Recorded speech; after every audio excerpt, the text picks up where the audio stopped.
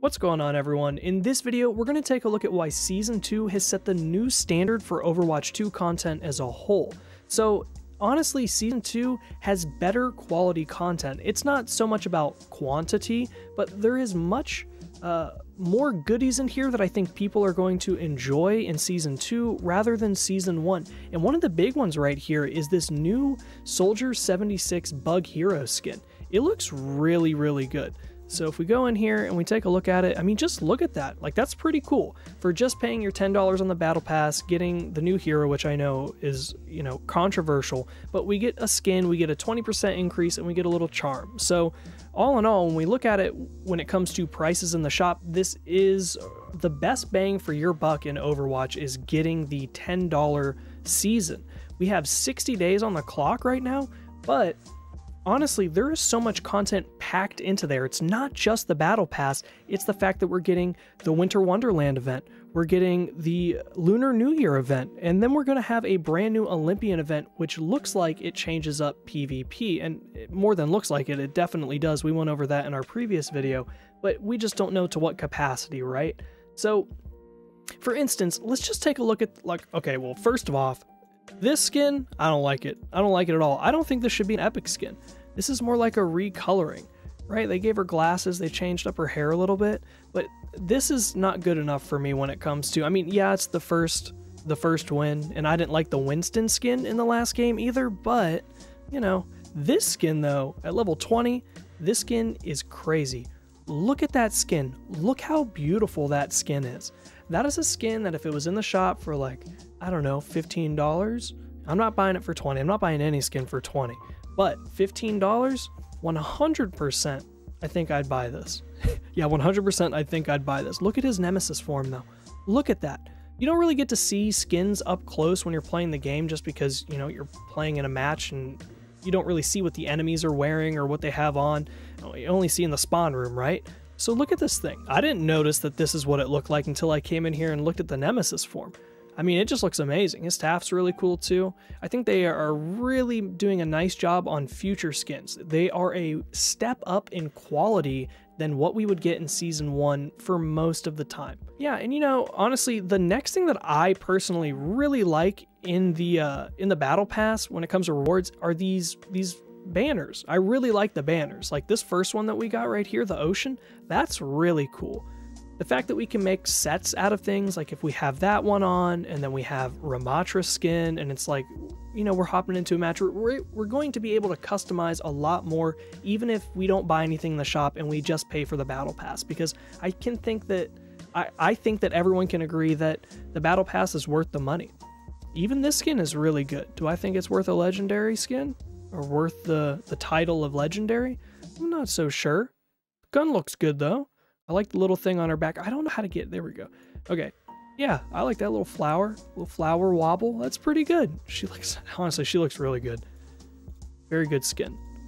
And all of these little filler ones, but I like highlight intros.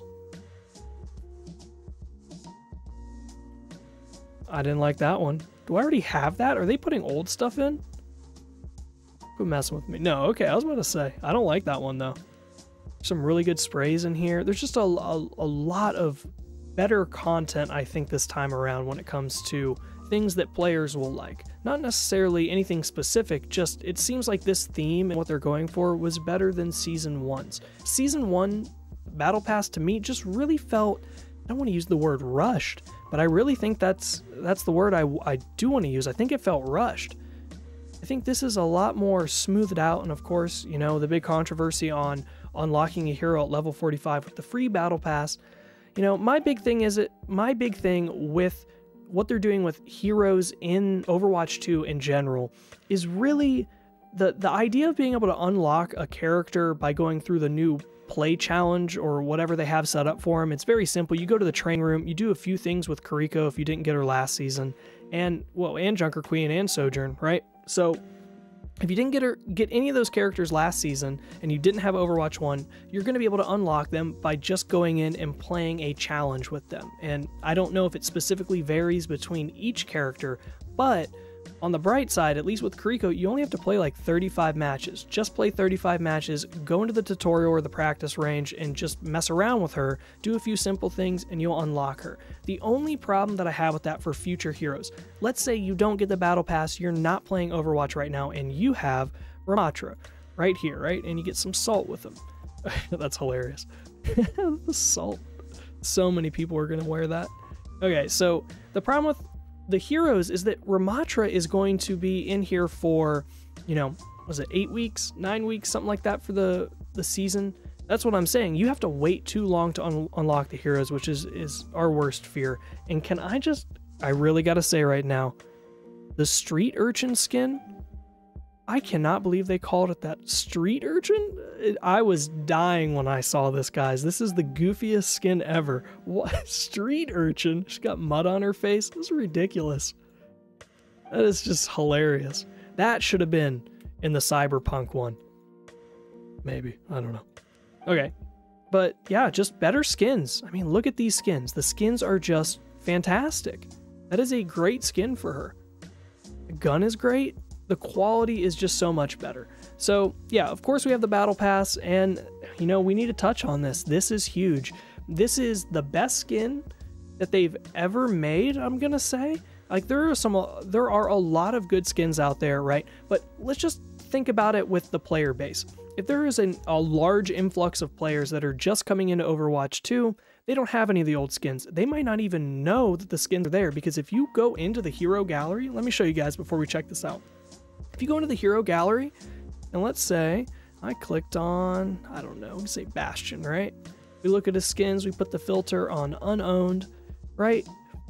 Look, I know for a fact that these three that I don't have are not all of the skins they have for Bastion.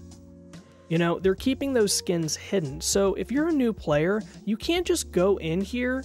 If you do go in here and you click the filter button and you go to unowned, that means that you might not even know that there are way more skins than whatever is in here for you, right? And of course they're keeping some for the shop, but they're not showing them right now, which I think is absolutely ridiculous. Oh, and I just want to say, this skin right here that's going to be in the shop that we can't get right now, that thing is crazy. Look at that. That is one of the craziest skins they've ever made. The liquid even flows up top in the little canister. That is just crazy. Really wild. And you know what? I like the idea, if we go back to unfiltered, sorry, we are totally getting off topic here, but let's look at Orisa for just a second. This is another big thing. Okay, there's her Overwatch 1 skin, right? Okay.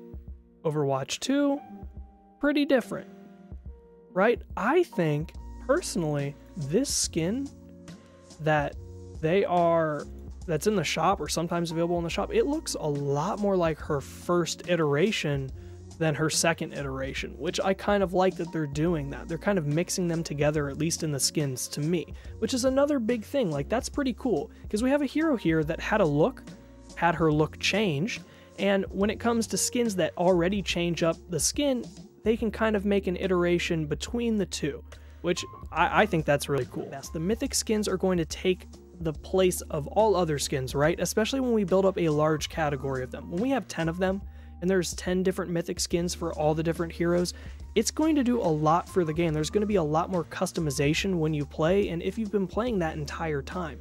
The fact that we can go in here, we can customize it to the extent of, when you change these weapons, it changes all of them. Right? Distinct differences. Specifically in the blade, look at this. I didn't notice this at first. I was looking at her primary weapon. I didn't think it would change all of them, right? And of course that makes sense. That's a mistake on my part, but maybe some of you missed this too.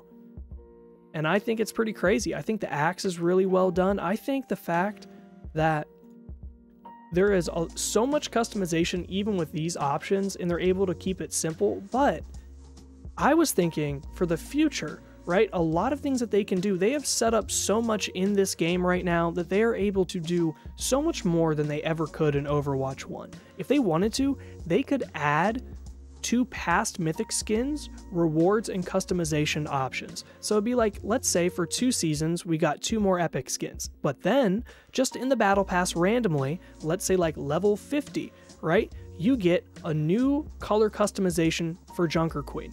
They are going to always be able to keep these skins in play. They're going to be able to add more customization options, not just the colors. They can change shoulder pads. Maybe you unlock more shoulder pads. Maybe you get different types of armor, right? So there is so much possibility here with just these mythic skins. And then the fact that, honestly, I'm not saying they're not hard to make, right? But when we take a look at that Orisa skin like we did before and compare it here, I guarantee you that when it comes to creating these skins and making these skins, there is, varied time, and this might be pretty simple to make, so they might be able to make more mythic skins and not just put them in the battle pass, put them in the shop. And if you sell a mythic skin that has customization, maybe has one more option in each of these categories to match the colors, you might have a $20 skin that people will buy and be happy to buy. So I just feel like there's a lot more potential here that we are seeing now in Season 2 rather than Season 1. We didn't know the direction they were going, but they're doing themes, and that's very important, right? At least I feel like themes are very important, specifically when it comes to seasons and different events. Like, I think it's very important because the wrong theme or one that doesn't really go well with an audience is going to be just not hyped up to what it should be. Like how I feel about Season 1. I feel like Season 2 with the Olympian stuff, it's going to be way better than the cyber stuff. But that's just because I didn't feel like they incorporated it very well. There wasn't a game mode or anything like that. It was just the battle pass. And this time it's a little different, which is also why I think this is the new standard. If they give us a new event that is going to be rotated into the seasons with a different theme every season, that's going to be fantastic. And it also answers another question that we've been asking for a long time. Why the heck are events so short? Why are they only 2 weeks instead of 3? Well, that's why, because they want to rotate a third event into seasons potentially, whenever they get a chance, just like they're doing in this season, and they need enough time to fit it in there. So that's why everything is 2 weeks now instead of 3. And I mean, I was hoping that was the case because it didn't make sense to me why they would reduce the amount of time to buy things in the shop, because that's potentially what it's doing, because those items are going to be in the shop, which makes them money. So wouldn't you just want to have it for 3 weeks? You give them longer development time. It would do a lot of stuff, but I'm rambling on here. You guys get what I'm saying, but that was a big mystery solved, at least for me. So now we're not going to go over everything, but I want to take a look at the patch notes. The patch notes are important, not the options, the patch notes. So I'm sure you guys have seen the patch notes and you've already played, so you know most of this, right? There's been a lot of changes, and I think it's for the better. There are still some things that need fixing and tweaked, and that is going to be how it always is. I don't think they're ever going to get it perfect or to where everyone's happy or where every character works out the way they should 100% of the time. But I do think that this is drawing together the game to a tight spot that is going to work for Season 2. And speaking of Season 2, yes, I've heard, and it has happened to me, where you get deranked, basically, and don't get your rewards. That did happen to me, and it kind of sucks. I might have got my rewards, but my ranks went down, all 3 of them. Let's talk about the shop, because the Battle Pass kind of has to do with that, right? So, still, legendary offer, 31% off, 20 bucks for a set. Right, so like I said, it's nice that we're getting sets, but still prices are too expensive, and they could come down, but it's still just a waiting game. If you go all the way up here, I mean, just look at this map. This map is incredible. On top of that, as you can see here, I'm getting lost, which is another comment that I've been hearing from a lot of different players. Like, we're just getting lost. This map feels like a maze, which I think is good. I think maps being bigger but still being well put together is fantastic. So you start in the slums and you work your way all the way up here. I mean, just look at that. It's just beautiful. So I just wanted to highlight that in this video. I wanted to go over everything because, it's not just the launch of Season 2 that gives information, it's afterwards. What does everyone think? What does everything actually feel like? Ramattra feels pretty good. You've all played Ramattra, I guarantee it by now, so we don't need to get into his gameplay or anything like that, but really, he just feels like an all-around good character that they're going to be able to easily manipulate when it comes to numbers for balancing. I don't think we're going to have to get any hardcore hero manipulation when it comes to abilities on Ramattra in the future. I could be wrong and anything could happen, but I think he's safe for quite a while. But yeah, I don't know. What do you guys think about Season 2? Put in the comments below. This video has gone on way too long, but I really wanted to just talk about this stuff. I wanted to get it out. So I hope you guys did enjoy the video. Don't forget to like and subscribe. It really does help out the channel, guys. We are almost to 1,000 subscribers, and I couldn't be more happy and more excited and more thankful. So thank you guys, and I'll catch you on the next one. Flash out.